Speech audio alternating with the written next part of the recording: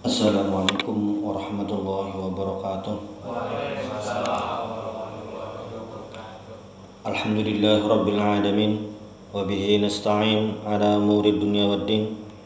Wassalatu wassalamu ala asyrafil anbiya'i wal mursalin sayyidina wa maulana Muhammadin wa ala alihi wa sahbihi ajma'in, amma ba'd. Alhamdulillah, di malam hari ini kita bisa kembali mengkaji sirah Rasulullah sallallahu alaihi wasallam,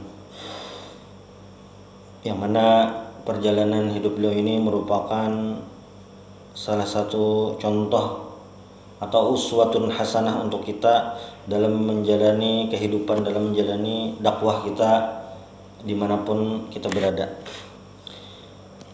Hadirin rahimakumullah, beberapa peristiwa penting sebelum Rasulullah SAW itu mendapat wahyu memiliki keterkaitan saat Rasulullah sudah menjadi nabi. Salah satu peristiwanya adalah binaul Ka'bah wa qadiyatut tahkim. Apa itu maksudnya membangun Ka'bah? Jadi di usia Rasulullah yang oleh khamsin wa salasina sanatan, ketika Rasulullah SAW berusia 35 tahun, mungkin 10 tahun sesudah beliau menikah dengan Siti Khadijah,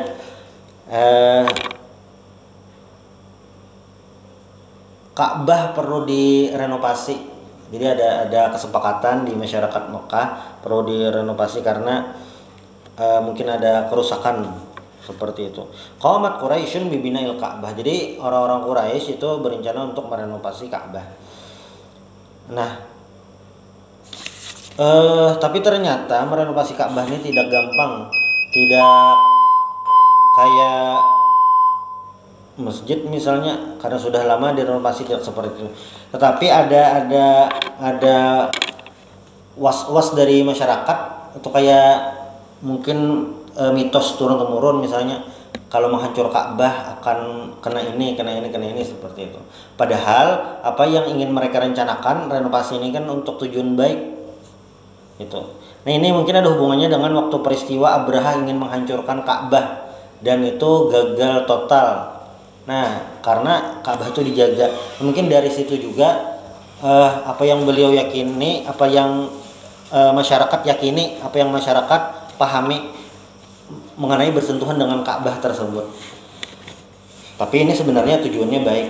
Nah, lalu wakanu yahabuna hadmaha. Mereka tuh rasa ada ketakutan, maksudnya bila menghancur Ka'bah nih ada apa seperti itu.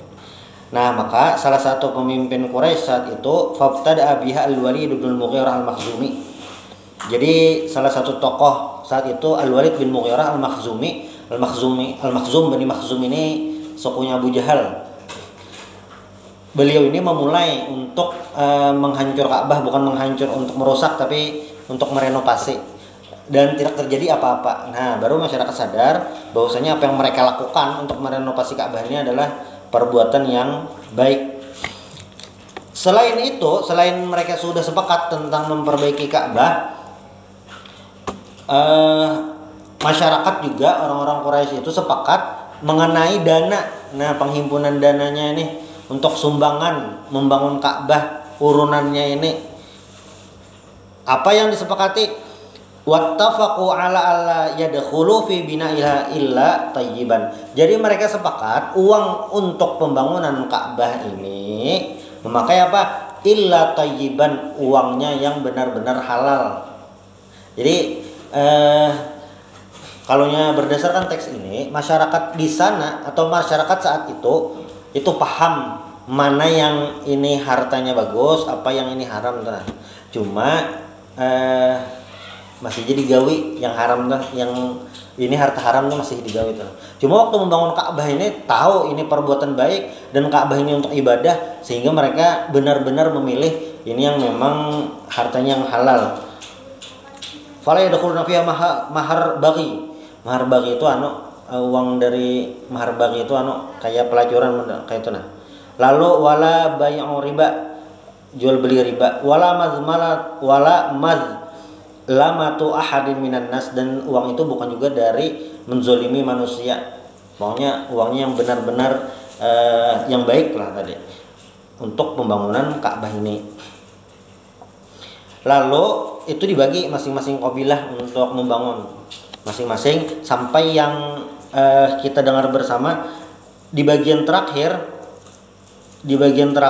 ini, walamma balagha al-bunyan maudhi'al hajar aswad, di saat pembangunan itu sampai di proses terakhir, yaitu membangun untuk wadah maudhi'al hajaril aswad, untuk hajar aswad, ternyata ikhtalafu, mereka berbeda fi man yamtazu bi syarafi wad'ihi fi makani. Mereka berbeda pendapat, silang pendapat siapa ini yang berhak untuk meletakkan itu. Padahal kalau kita pikir kan hari ini itu kayak meletakkan batu ya. Tapi ternyata batu ini bukan sembarang batu. Ini hajar aswad yang dihormati saat itu. Sehingga wastamarran niza'u, perdebatan tentang meletakkan hajar aswad itu berlangsung berapa? Arba'a layalin aw khamsan. Ada yang mengatakan 4 hari, ada 5 hari.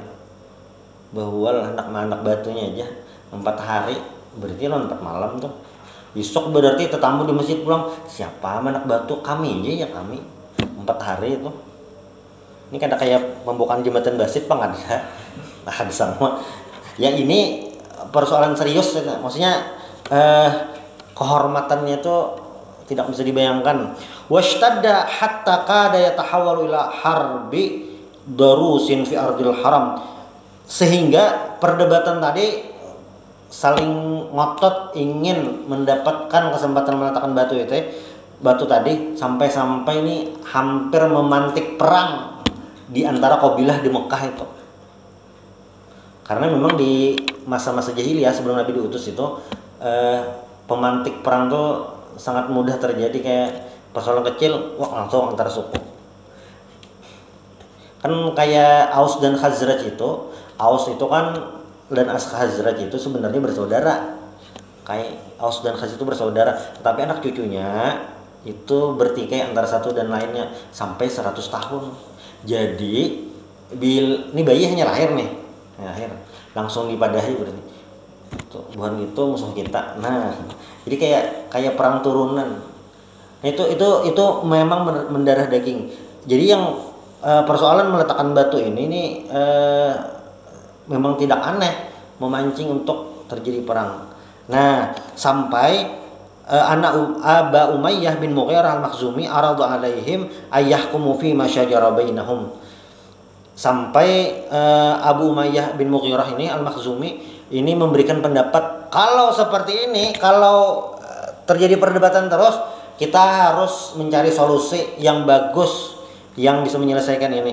Lalu kata beliau memberikan usul, bagaimana kalau awwalu dakhilin alaihi min babil masjid fartadu bih. Jadi mereka akan meminta petunjuk, akan berkonsultasi terhadap orang yang masuk dari pintu Masjidil Haram, mungkin ada pintunya di saat itu. Jadi kata Abu Umayyah tadi, bila ada yang keluar dari pintu masjid atau pertama kali masuk dari pintu masjid tadi, siapa orangnya, kita minta solusi dari orang tersebut. Pokoknya kita setujui orang tersebut siapapun. Nah, dan ini memang sudah dipilihkan Allah. Kalau bahasa penulis, bahasa Syekh Sofiyur Rahman ini, wasya Allahu ayyakuna dzalika Rasulullah sallallahu alaihi wasallam. Sudah Allah pilihkan siapa yang masuk tadi? Rasulullah sallallahu alaihi wasallam. Skenario terbaik dari Allah sudah Allah siapkan. Yang masuk Nabi Muhammad sallallahu alaihi wasallam. Dan saat itu Rasulullah memang sudah terkenal dengan Al-Amin. Falamma ra'auhu, jadi waktu Nabi Muhammad masuk, Nabi Muhammad ini mungkin tidak mengetahui dari awal, maksudnya tidak ikut dalam perdebatan itu secara terus menerus. Ketika Nabi Muhammad masuk, orang-orang melihat, wah, pas ini yang masuk nih. Ini pas nih yang masuk nih. Nah, hatifu hadzal amin. Wah, ini yang al-amin, terpercaya. Wah, ini pas. Ini jadi penengah. Radina hadza Muhammad. Kami ridho. Jadi ridho itu kalau ini kita berikan peringkat itu di atas hub. Di atas hub. Jadi kalau di dalam Quran yang radhiyallahu anhum, Allah Ta'ala meridhoi para sahabat itu lebih tinggi daripada hub, sekedar suka. Kalaunya hobi, kan hobi itu dari bahasa Arab, hub, suka. Ya mungkin kayak seminggu sekali atau seminggu 2 kali. Kalau nya radhiya ini lebih tinggi daripada itu. Falamma intaha ilaihim wa akhbaruhu al-khabar talaba ridaan. Jadi mereka menceritakan kepada Nabi Muhammad, kami ini sudah beberapa hari ini debat nih, siapa yang berhak meletakkan Hajar Aswad. Ini kita bisa membayangkan usia Nabi Muhammad lagi 35 tahun. Senior-senior Quraisy ada waktu itu, tetuha-tetuha kampung itu ada, dan bagaimana Nabi Muhammad bisa dengan cepat, cermat, teliti memutuskan hal tersebut. Dan Nabi Muhammad itu tahu ini akan terjadi pertikaian besar kalau tidak segera diselesaikan.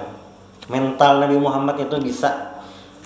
Lalu Nabi langsung bahasa Banjarnya mengurak, langsung melempar rida, surban.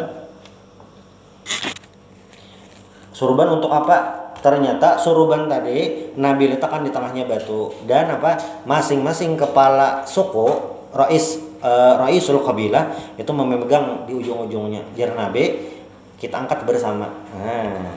Jadi masing-masing kabilah merasakan kehormatan mengangkat Hajarul Aswad tadi dan diletakkan di dalam Ka'bah Hajar Aswadnya. Ini sebenarnya ceritanya mungkin sudah pernah kita mendengar di tempat lain, kita sudah mendengar. Cuman kondisi saat itu lagi ini memang lagi panas-panasnya nih.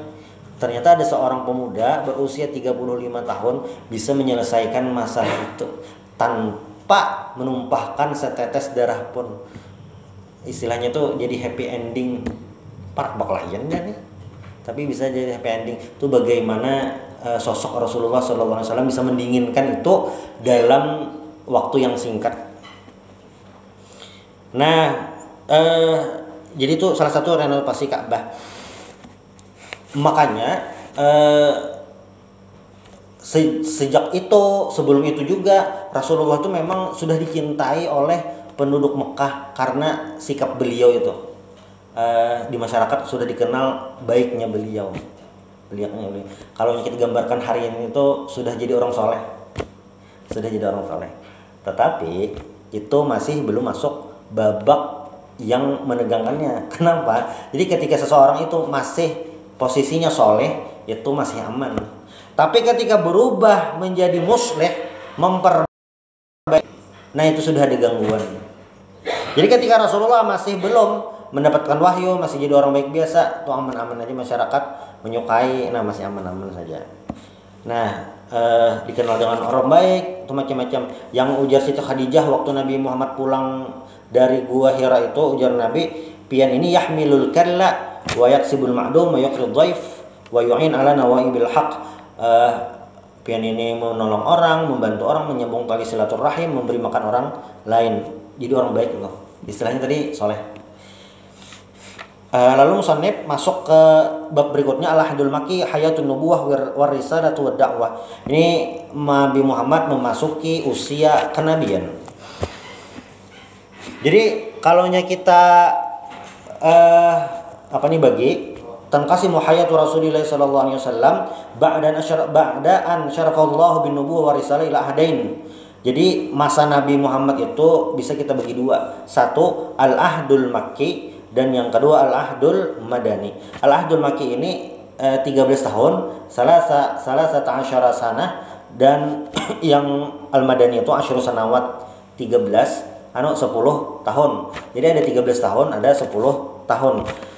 Kenapa jadi dibedakan ini? Karena itu berimbas kepada banyak hal. Salah satunya misalnya di usul tafsir, ada ayat makiyah, ada ayat madaniyah. Termasuk juga pola dakwahnya, strategi dakwah, itu sama. Nah, di Mekah, kan Mekah tadi 13 tahun. Di Mekah itu sendiri teknik Nabi berdakwah itu ada 3 macam. Teknik Nabi berdakwah di Mekah itu ada 3 macam. Yang pertama, marhalatud dakwah sirriyah, dakwah secara sembunyi-sembunyi, itu ada 3 tahun. 3 tahun. Lalu yang kedua, marhalatul i'lanid dakwah fi ahli Mekah, itu dari tahun keempat, yaitu berdakwah secara terang-terangan. Itu di periode kedua. Lalu yang ketiga, Nabi itu berdakwah sampai keluar kota Mekah. Jadi ada 3 bagian. Yang selama 13 tahun Nabi di Mekah itu tidak hanya di Mekah begitu-gitu saja, cuma ada beberapa strategi.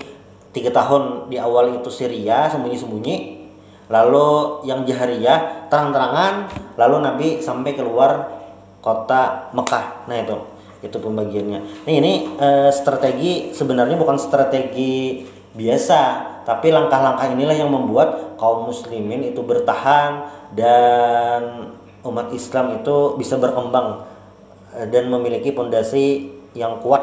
Nah, langsung fi zilalin nubuwah war risalah. Jadi ketika Rasulullah itu memasuki masa-masa nubuwah kenabian, sebenarnya Rasulullah itu sudah memiliki perasaan kan ada sesuatu yang luar biasa, ada bakajutan gitu. Jadi kadang kita itu kayak bilangnya ada sesuatu tuh kayak ada perasaan, ada rasa-rasa kayak itu. Nah Rasulullah itu sebenarnya sudah diberitahu akan ada sesuatu yang luar biasa. Nah ini oleh para ulama di Sahih Bukhari itu juga disebutkan, lamma taqarabat sinnuhu sallallahu alaihi wasallam al-arba'in wa kanat ta'ammulatuhu al-madiyah qad wasat asyaqqa al-qiyah bainahu wa baina qaumih. Jadi di usia Nabi Muhammad memasuki 40 tahun, Nabi Muhammad itu mulai merenung, memikirkan rasa ada yang tidak cocok nih di masyarakat nih. Ada tradisi-tradisi jahiliyah yang Nabi Muhammad itu kurang serk nah istilahnya, sehingga Nabi Muhammad itu mulai bertahanus beribadah ya, menyendiri uzlah istilahnya ke Gua Hira. Jadi Gua Hira itu gunungnya Jabal Nur, gunungnya itu ngarannya Jabal Nur, Gunung Nur, guanya Gua Hira. Nah Jabal Nur ini beda lawan Jabal Sur. Jabal Sur itu gunung yang tempat Nabi bersembunyi waktu hijrah. Jadi kan sama. Nabi di sana setiap bulan Ramadan, bulan puasa itu beribadah di sana. Nah, menurut para ulama di Sahih Bukhari ada juga disebutkan itu. Kan Nabi itu yang sepakat para ulama semuanya, Nabi Muhammad dapat wahyu bulan Ramadan. Itu sepakat. Nabi Muhammad pertama kali dapat wahyu itu bulan Ramadan. Nah, beberapa bulan sebelumnya di bulan Rabiul Awal itu Nabi sudah melihat ru'yah shadiqah, mimpi yang benar. Jadi sudah ada tanda-tandanya itu. Sudah ada tanda-tandanya. Jadi ada yang berkejutan Nabi di Gua Hira langsung ada. Itu sudah ada mempersiapkan diri dah mental akan ada sesuatu yang besar, itu sudah Nabi siapkan dah. Jadi dalam jangka waktu yang panjang itu Nabi mempersiapkan ini karena tahu akan datang sesuatu hal yang luar biasa. Bahkan di riwayat itu disebutkan melihat tanda-tanda yang tidak biasa. Nah, apa tanda-tanda itu? Nah, tanda-tandanya ini macam-macam. Nah, di sini disebutkan walamma takamala lahu arba'una sanatan, ketika Nabi Muhammad itu usianya sudah tepat 40 tahun, wahya rasul kamal, dan 40 tahun itu dianggap usia sudah matang. Walaha tabi'as ar-rusul bada tarayun nubuwah taluhu wa talma, famin dzalika anna hajaran bi Makkah kana yusallimu alaihi. Jadi waktu Nabi awal-awal nih mulai dapat wahyu, di sini disebutkan famin dzalika, salah satu tandanya itu anna hajaron, batu hajaran itu batu, hajaran di Makkah, batu di kota Makkah itu kana yusallimu alaihi, memberi salam kepada Nabi Muhammad. Salah satu cirinya untuk mempersiapkan hal-hal yang, karena jadi nabi ini bukan hanya hubungan dengan dunia manusia, itu ada hubungannya dengan dunia gaib. Dunia gaib itu kayak malaikat gitu, nah wahyu-wahyu Allah Subhanahu wa taala. Jadi bukan hanya sekedar dapat tugas itu ya, cuma banyak yang harus disiapkan, termasuk Nabi Muhammad dapat salam dari batu. Kita kada usah ngalih-ngalih aja, nah kita mesti beli dari masjid nih, anak beli ke rumah, anak masuk ke rumah ternyata di halaman ada assalamualaikum, orangnya kada ada. Assalamualaikum orangnya kada. Padahal assalamualaikum tuh kada yang minta duit kada. Assalamualaikum orangnya kada kelihatan. Bingung atau nak kayak ini apa nih? Nah, Nabi Muhammad sudah mengalami itu waktu di awal-awal. Ujar musannif, apakah itu tanda utamanya? Sebenarnya bukan, itu cuma salah satu aja. Nah, yang lebih kuat karena yara ar-ru'ya as-shadiqah. Jadi Nabi Muhammad itu melihat mimpi yang benar. Jadi sudah ada mimpi-mimpi tentang yang ada hubungannya dengan wahyu tadi. Fakana la yara illa ru'ya illa ja'at mislu falakis subuh. Jadi Nabi itu melihat mimpi itu kayak falak subuh, kayak cahaya terang benderang itu nah. Sampai berapa? Hatta maudat ala dzalika sittatu asyhur. Sampai itu 6 bulan. Jadi Nabi 6 bulan itu terus menerus dari Rabiul Awal tadi sampai ke bulan Ramadan. Bulan Ramadan. Wa muddatun nubuwah 23 sanatan fahdzir ru'yah juz'un min 46 juz'an min nubuwah. Jadi yang ru'yah shadiqah tadi, mimpi yang benar tadi, ini adalah salah satu dari 46 tanda kenabian. Berarti banyak. Falam makana Ramadan minas sanati tsalisah min uzlatihi sallallahu alaihi wasallam bihara. Jadi Nabi Muhammad itu sebenarnya bertahanus atau uzlah di Gua Hira itu 3 tahun. Berarti misalnya umur Nabi dapat wahyu itu 40, mulai umur 48 berarti 48, 39, 38, 39, 40. Itu 3 tahun. Nah, berarti di tahun terakhir itu di bulan Rabiul Awalnya mulai dapat ru'yah shadiqah tadi sampai di bulan Ramadan. Nah, itu baru dapat. Sya'allahu ayyufida min rahmatihi ala ahlil ardi fa akramu bin nubuwah wa anzala ilaihi Jibril bi ayatin minal Qur'an. Jadi sampai di bulan Ramadan itu Nabi bertemu malaikat Jibril dan dapat wahyu. Nah, ujar Ibnu Hajar beliau mengutip dari perkataan Imam Baihaqi, wa haqal Baihaqi anna muddatar ru'yah kanat sittatu ashhur. Jadi ar-ru'yah tadi berapa? 6 bulan. Wa ala hadza fabtida'un nubuwah bir ru'yah waqa'a fi syahri maulidihi. Ujar Imam Ibnu Hajar, mulainya nubuwah itu dengan ar-ru'yah tadi. Nah, itu berarti fi syahri maulidihi, di bulan beliau lahir, yaitu Rabiul Awal. Wahwa Rabiul Awal ba'da ikmalihi arba'ina sanatan, sesudah beliau sempurna 40 tahun. Berarti kan Nabi Muhammad tuh usia 40 tahun apabila waktu di bulan Rabiul Awal. Nah, dia berarti waktu Nabi dapat wahyu itu berapa? Nabi itu dapat wahyu berarti umur 40 tahun setengah. Karena 6 bulan kemudian ada pas 40 tahun ada. Wabtida'u wahyil yaqadhah fi Ramadan. Jadi Nabi dapat tuh apa istilahnya tanda-tanda atau ru'ya shadiqah tadi dari mimpi bulan Rabiul Awal, tapi yang wahyu yang sebenarnya yang yaqadhah istilahnya yang lagi terjaga itu pas di bulan Ramadan. Nah, ini ada sekitar 3 tahun Nabi itu uzlahnya lama. Baru di tahun ketiga itu bertemu. Ini kenapa jadi misalnya ini karena ini adalah sesuatu yang besar, jadi dipersiapkan secara lama. Namanya kayak istilah orang kuliah tuh kan anak sedang skripsi, sebulan berdahulu diumumkan sudah kira-kira lah mahasiswa nih madengi skripsi itu kayak kada-karuan rasa tuh. Amun wah ini tanya mentong online.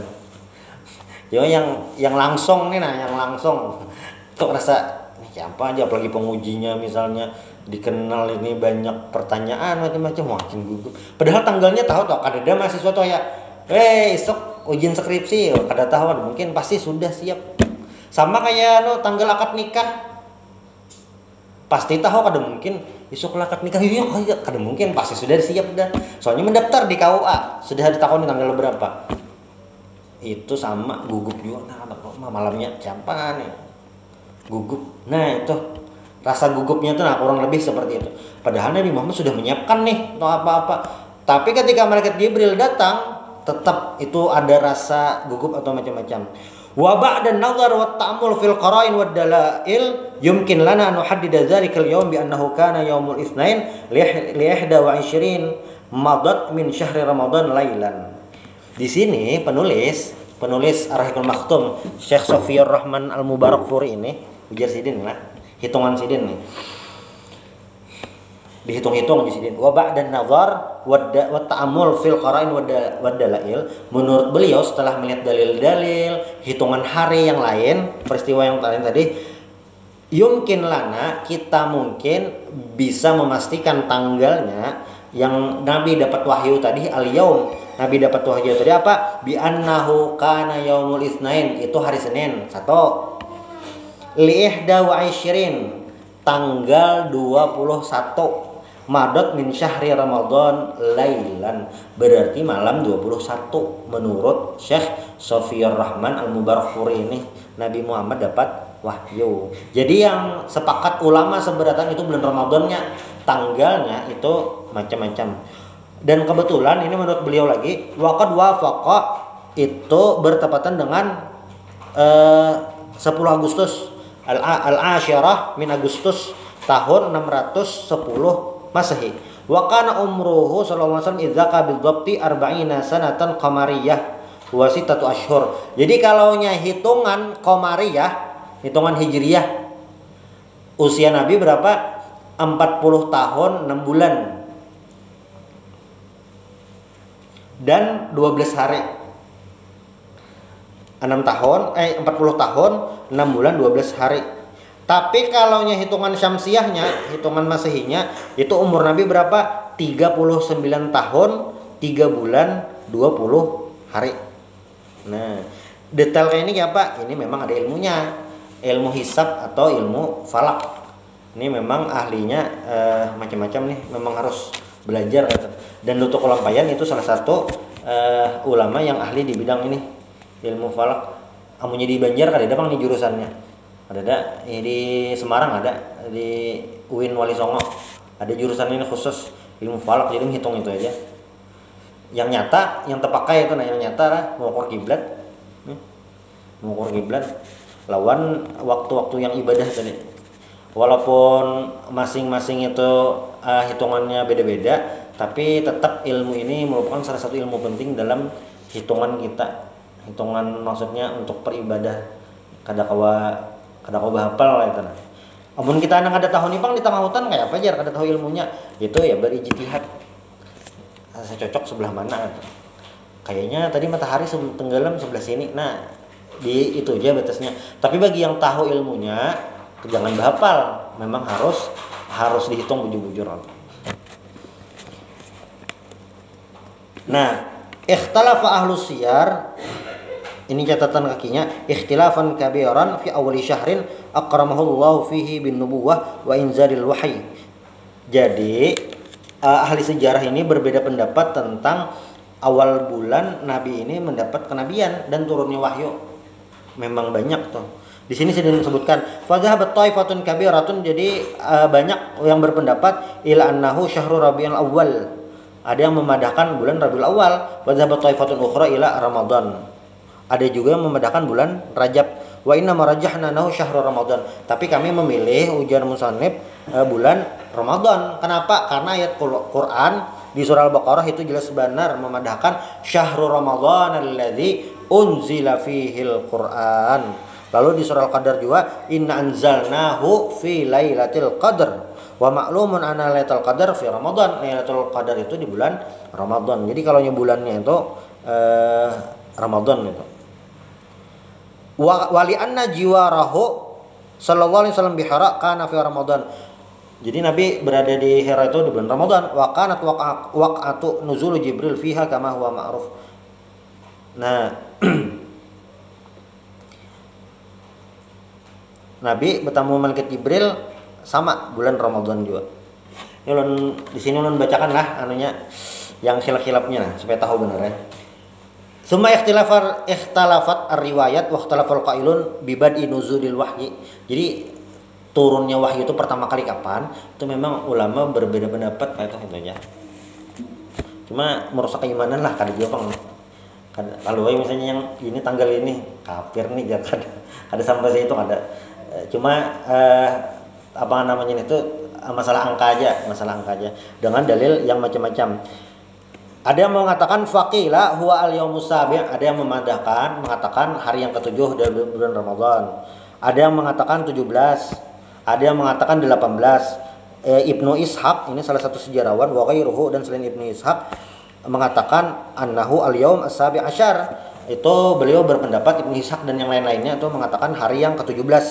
Nah, tetapi penulis kitab kita ini, penulis kitab Ar-Rahiqul Maktum, beliau mengatakan wa innama rajjahna annahu al-yaum al-hadi wal ishrun. Beliau berpendapat turunnya Al-Qur'an itu hari yang ke-21 atau malam 21 Ramadan. Nah, kenapa? Nah, beliau memberikan alasan kenapa jadi memilih tanggal 21, li anna ahlas siyari kullihim au aktsarihim muttafiquna ala anna ma ba'atsahu kana yaumul isnain.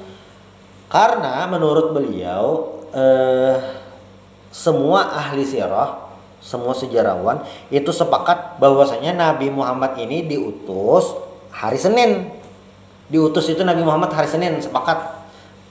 Wa yu'ayyiduhum bima rawahu a'immatul hadis an Nabi Qatadah Rasulullah SAW su'ila an saumi yaumil itsnain. Nabi ini ditanya tentang puasa hari Senin. Lalu kata Nabi, fihi wulidtu wa fihi unzila alai. Hari Senin itu aku dilahirkan, ujar Nabi, dan hari Senin itu aku diutus. Jadi Nabi itu diutus berdasarkan hadis ini yang dari Abi Qatadah, Nabi ini diutus pada hari Senin. Nah, di riwayat lain ada juga zaka yaumun wulidtu fihi wa yaumun bu'istu au unzila alayya fihi. Ini di Sahih Muslim, di Musnad Imam Ahmad, dan di kitab Imam Baihaqi, lalu di Mustadrak mungkin Imam Hakim. Ini menyebutkan tentang Nabi Muhammad, kata beliau, aku lahir hari Senin dan diutus atau turun wahyu, ujar Nabi, hari Senin. Nah, amun hitungan sidin, amun hari Senin itu lain tanggal 17, tanggal 21, malam 21. Menurut Syekh Sofiyur Rahman Al-Mubarfuri-nya kalau dihitungi. Cuma lu nadahnya terdapat apa ngarannya nih? Masih misteri pang lagi. Tapi namanya ke pasar, ada salah satu karangan ulama lokal kita, Guru Sarni bin Jarmani bin Muhammad Siddiq. Sidin itu ulama kita lokal, kelahiran Alabiu. Gitu. Cuma kitab Sidin itu masih tulisan tangan yang itu dicetak lagi, gitu. Nah, ada tulisan komputer masih.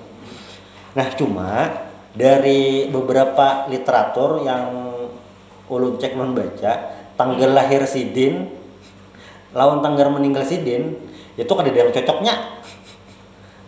Kadang cocoknya itu maksudnya kayak ini. Nah, kan misalnya kayak semalam 19 Oktober 12 Rabiul Awal misalnya, nah itu berarti misalnya tanggal 20 13 misalnya, itu kan misalnya. Tapi di tulisan-tulisan tentang Guru Sarni tadi, antara hijriyahnya lawan masehinya kada sama. Dicek kada yang samanya juga. Entah kada tahu lah, entah salah tuliskah di awal atau salah apa gitu. Nah, jadi yang kayak hitung-hitungan tadi penting lah itu, untuk memastikan itu penting. Tanggal-tanggal tadi itu penting. Karena ada hubungannya lawan yang lain-lainnya. Kalau istilah ulama-ulama hadis, tanggal kelahiran atau meninggalnya seseorang itu menentukan apakah itu bertemu atau kada. Itu bertemukah atau kada gitu. Misalnya lo jar ini termasuk sahabat, dicek tanggal lahirnya, misalnya lahir tahun 102. Sahabat Nabi terakhir itu yang meninggal tahun 93 Hijriyah. Sahabat Nabi kayaknya ada lagi selain Malik bin Anas yang meninggal terdudi daripada Sidin. Cuma yang paling terdudi salah satunya ya tahun 93. Jadi misalnya ada yang lahir tahun misalnya 140 Hijriyah, itu jelas selain sahabat. Berarti bila ada orang yang lahir tahun 140 Hijriyah dikatakan sahabat, nah itu berarti bermasalah. Tuh.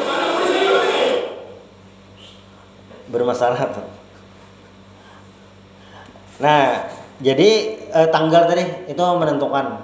Termasuk di tanggal itu jadi diketahui misalnya nih lahir di masa siapa, ini berinteraksi dengan siapa. Maka yang setting sosialnya tadi itu berhubungan. Misalnya. Kenapa Jan? Imam Syafi'i kada mengambil Sahih di Bukhari. Kenapa aja jadi Imam Syafi'i itu kada mengambil hadis-hadis di Sahih Bukhari? Misalnya toh, ada yang kayak itu. Misalnya aja, misalnya. Bilanya tahu tanggal, pertanyaan itu pasti tidak akan terjadi. Kenapa? Karena Imam Syafi'i itu meninggal tahun 204. Imam Bukhari lahir sesudah itu. Kan ini Imam Syafi'i ini guru Imam Ahmad bin Hambal. Imam Ahmad bin Hambal itu guru oleh Imam Bukhari. Tidak mungkin Imam Syafi'i yang terdahulu hidup mengambil yang belum hidup. Nah, kenapa jadi Imam Syafi'i kan mengambil di hadis Imam Bukhari? Kada mungkin, karena Imam Syafi'i terdahulu hidup. Nah, jadi penting yang mengetahui tanggal-tanggal tadi supaya tidak terjadi kesalahan terhadap yang macam-macam tadi. Sambungannya lagi sedikit lagi. Ini analisa Sidin analisa Syekh Sofiur Rahman, kenapa Sidin lebih condong kepada malam 21. Lalu sambungannya ujar Sidin, wa yaumul itsnain fi Ramadan fi tilka sanah. Kata beliau, di tahun itu hari Senin itu tidak terjadi di hari yang ke-7, hari yang ke-14, kan kali 7 aja nih, kan seminggu itu 7 hari. Tidak yang terjadi hari yang ke-7, tidak terjadi di hari yang ke-14, dan tidak terjadi di hari yang 21. Hari Senin itu tidak terjadi di tahun itu kecuali pada hari yang ke-7. Jadi hari Senin itu di tahun itu ada pas hari ke-7, hari ke-14, hari ke-21 dan hari ke-28. Jadi di tahun itu, maksudnya di Ramadan waktu Nabi dapat wahyu, amun hitungan-hitungan Sidin, hari Senin itu terjadi di malam yang ke-7 atau hari ke-7, hari ke-14, hari ke-21 dan hari yang ke-28. Lalu kata beliau, dalatir riwayat sahihah anna lailatul qadar la taqa'u illa fi witr min layalil asyar al-awakhir min Ramadan. Lalu kata beliau, lailatul qadar itu menurut dalil yang sahih itu terjadi pada 10 malam terakhir, terutama di malam-malam ganjil. Wa annaha tantaqilu fi ma baina hadhil layali. Nah, setiap tahun itu pindah-pindah Lailatul Qadar. Ada yang 21 terus ada bisa 21, 23 macam-macam. Fa idza qaranna baina qouli ta'ala inna anzalnahu fi Lailatul Qadar wa baina riwayat Abi Qatadah nama ba'atsahu sallallahu alaihi wasallam kana yaumul Tsnain. Jadi kalau kita sandingkan kata beliau di ayat yang inna anzalnahu fi Lailatul Qadar dan di riwayat Abu Qatadah yang Nabi diutus hari Isnin, wa baina hisabit taqwim al-ilmi fi wuqu'i ayyamil itsnain fi Ramadan fi tilka sanah ta'ayyana lana anna mab'u sallallahu alaihi wasallam kana fil yaumil hadi wal 20 min Ramadan lailan. Nah, kalaunya dihitung dari ayat Al-Qur'an inna anzalnahu fi lailatul qadar, lalu riwayat Abi Qatadah tadi lawan dihitung pakai hitungan ilmu falak kata beliau, maka yang paling pas Al-Qur'an itu turun atau malaikat Jibril itu bertamu Nabi Muhammad menurunkan wahyu itu pada malam 21. Cuma di awal tadi sudah beliau jelaskan tentang ikhtalafatir riwayat. Ini memang banyak riwayatnya tuh. Cuma beliau lebih memilih itu tadi. Nah, mengenai wahyu waktu turun ini ada kisah dari Siti Aisyah radhiyallahu anha. Tarwilana kisata hadhil waqa'ah allati kanat nuqtata bidayatin nubuwah. Jadi Siti Aisyah pernah menceritakan tentang bagaimana awal-awal Nabi mendapatkan wahyu. Kata Siti Aisyah, awwalu ma buda bihi Rasulullah sallallahu alaihi wasallam minal wahyi ar-ru'ya as-salihah fin naum. Jadi kata Siti Aisyah ini beliau menceritakan awal Nabi itu dapat wahyu itu adalah ar-ru'ya as-salihah, mimpi baik fin naum, waktu tidur itu dulu. Fakana la yara ru'yan illa ja'at mithlu falakis subuh, dan tidak bermimpi kecuali melihat seperti falak subuh, maksudnya sesuatu yang sangat terang. Summa hubbiba ilaihi al-khala. Setelah yang Nabi sering bermimpi tadi, Nabi seperti suka menyendiri, ya tadi beruzlah. Kada yang menyendiri bahasa kita yang taungut, berdiam lain. Tapi ini memang menyendiri, merenung, bertafakur tentang semua, maksudnya tentang masyarakat lingkungan itu. Wa kana yakhlu bi ghari Hira, dan Nabi ini berkhalwatnya di Gua Hira. Fa yatahannas fihi, tahannus itu ya tadi beribadah. Wa huwa ta'bud la al-layali zawatit al-adat qabla an yanziya ila ahlihi wa yatazawwad lidzalika. Jadi Nabi waktu naik ke Gua Hira kan naik loh di Jabal Nur, besango sudah ada besango. Sumar yarju ila Khadijah, jadi besango habis kan boleh ke rumah, besango pulang, nah itu biasa aja. Hatta ja'ul haq wa huwa fi ghairi Hira, sampai Nabi itu khalwat atau tahanus di situ sampai wahyu itu turun, artinya sampai bertemuan malaikat Jibril.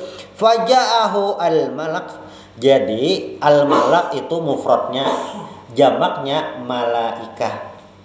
Dalam bahasa Arab, bilanya malaikatnya seikong itu al-malak. Bila banyak bentuk jamak atau plural malaikah. Di bahasa kita malaikat itu untuk bentuk tunggal, malaikat Jibril. Sama kayak ulama. Ulama itu padahal bentuk jamak, mufradnya apa? Alim. Alim itu satu orang. Bila banyak ulama. Al-malak, malakun, malak itu satu orang. Bila banyak malaikah. Tapi salah-salah tuh kayak apa jar? Kada apa-apa juga bang. Ada masalah juga. Malaikat Jibril kada apa-apa ya. Cuma dalam bahasa Arab itu nah, anunya selainnya. Kayak malam Lailatul Qadar aja. Malam ya Lailah ya malam. Kayak itu 2 kali. Itu kayak nukar apa? Nukar iwak ikan mas. Kayaknya kayak itu 2 kali. Kayak apa tuh ya, kada apa-apa ya, salah-salah. Kada ada masalah tuh nah. Lalu apa kata malaikat? Kata fajaul malak, kata tadi al malak iqra ma ana biqari. Ini kita bayangkan aja, kita lagi duduk misalnya di ini Masjid Al-Fatah nih, lagi pas nih tuntung Isya sembahyang sunat sorangan, kata orang sudah berikan, kata pas duduk. Misalnya ada datang iqra jar baca. Lanjut. Kada menyuruh mah baca pang Al-Qur'an jar. Langsung datang aja pakai jutan. Bunyi lawang kadeda, bunyi batis mina kadeda. Nabi Muhammad lah itu datang malaikat Jibril langsung iqra ma'ana biqari, dan Nabi Muhammad itu memang tidak bisa membaca. Dan ini yang masalah jadi Nabi itu valid, taunya valid, kada bisa membaca, kada bisa menulis. Cuma kada bisa membaca dan tidak bisa menulis itu jangan diukur dengan hari ini. Berarti Nabi buta huruf ya. Kita kan mungkin kalau dari kacamata hari ini buta huruf itu kayak kada sekolah, kada apa-apa, aneh bener. Kada usah, kada bisa baca, kada bisa WA-an gitu. WA, mengirim WA, mengirim WhatsApp kada bisa. Itu kayak ketinggalan zaman bener sudah. Atau jangan ikut menelpon lewat WA, aku aja menelpon jangan. Dikira kayak pulsa kalau kuota tuh kan harus sama-sama berisi. Kada kayak telepon kayak aku aja menelpon ya supaya pakai pulsa aku aja. Telepon kan kayak itu kuota harus sama-sama. Nah, kada bisa pakai WhatsApp kan sudah ketinggalan. Nah, tapi Nabi Muhammad di masa itu memang yang bisa menulis dan membaca orangnya sedikit, dan kada bisa membaca, kada bisa menulis itu bukan aib saat itu. Dan saat itu yang masyhur itu memang hafalan, kekuatan hafalan.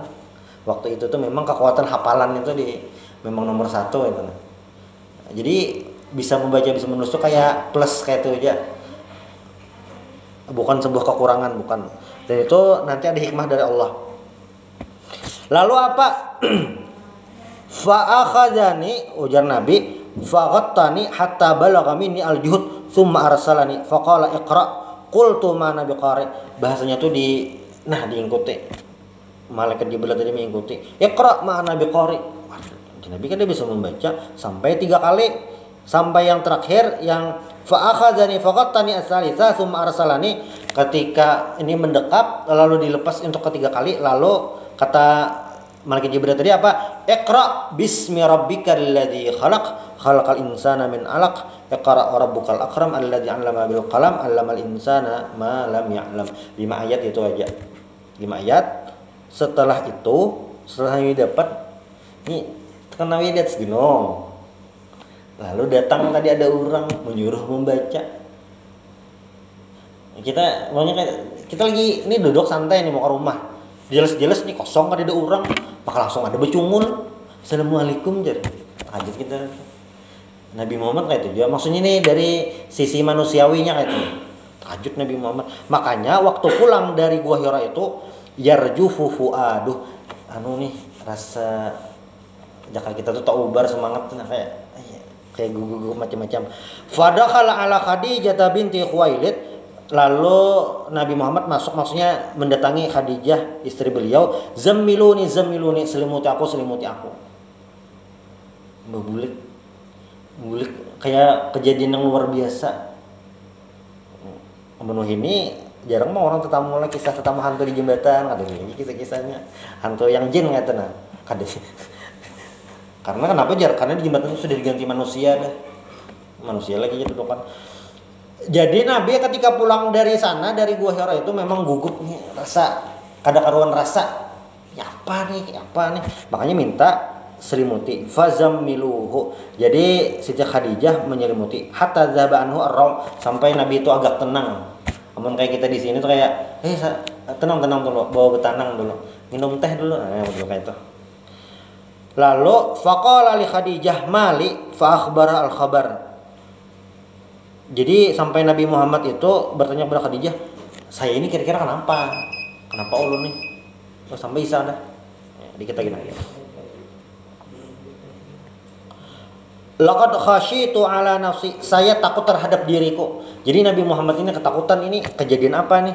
Nah, lalu kata Khadijah, kalla, tenang aja, sekali-kali tidak. Wallahu ma yukhzikallahu abadan. Allah Ta'ala tidak akan mungkin merendahkanmu. Maksudnya kejadian ini bukan merendahkan Nabi, mengalihi Nabi Muhammad, bukan. Kenapa? Innaka la tasilur rahim.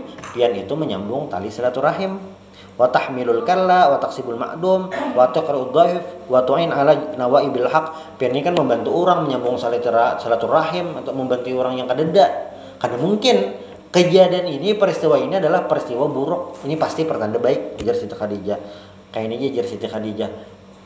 Fantalaqat bihi Khadijah hatta atat bihi Waraqah bin Naufal bin Asad bin Abdul Uzza, yaitu paman Siti Khadijah. Lalu satu kata Siti Khadijah, kayaknya aja kita ke wadah sepupu ulun Waraqah bin Naufal, kayaknya tahu Pang kisah piannya apa gerang sebujurannya. Ini nih tanda-tanda apa gerang sebujurannya. Dasar kada tahu nih. Kan dasar kada tahu. Ini kejadian apa nih? Kada tahu kayak kita juga misalnya dapat tiket gratis tulak. Kada tahu nih tang ada Anda berhak dapat tiket gratis jadi misalnya. Dilihat dicek jar kawan bujur. Nanti kawan yang di perusahaannya bujur dasar ada yang kayak itu. Ini kayak apa jadi bingung. Nah, sama Nabi Muhammad waktu dapat wahyu awal itu bingung ini kayak apa. Makanya kata Siti Khadijah, mari kita ke rumah Warqah bin Naufal, kita bertanya, ini peristiwa apa, ini kejadian apa. Selanjutnya wa kana mar'an tanassara fil jahiliyah wa kana yatubul kitab al-ibrani fa yaktubul injil bil ibraniyah. Masya Allah ayaktuba. Insyaallah ini di pertemuan berikutnya mudah-mudahan bermanfaat. Mudah-mudahan kita selalu bisa mengkaji sirah Rasulullah sallallahu alaihi wasallam. Subhanallah bihamdik asyhadu an la ilaha illa anta astaghfiruka wa atubu ilaik.